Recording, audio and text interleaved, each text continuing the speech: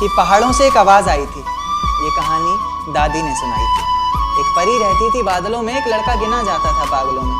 कहता था बादलों से कोई आने वाला है, ज़मीन पर उतर कर मेरी सांसों में समाने वाला है।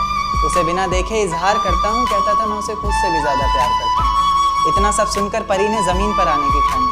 माँ ने रोका, बाबा ने समझाया, पर किसी की एक न मानी।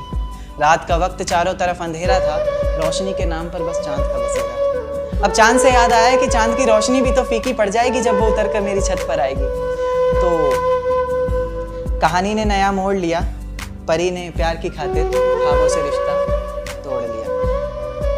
कहीं मैं सपना तो नहीं देख रहा, ये मेरे सामने कौन खड़ा है? कुछ बोलता क्यों नहीं, इस तरह चुप्पी साधे क्यों मौन खड़ा?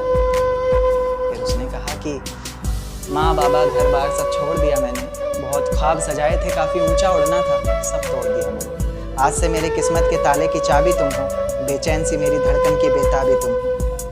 मेरा सुख दुख हंसना रोना सब तुम पर निर्भर करता है, चेहरे की खिलखिलाहट हो या पल के भिगोना सब तुम पर निर्भर करता है। उसके बाद दुनिया बदली, वक्त बदला, बदला ये संसार सारा।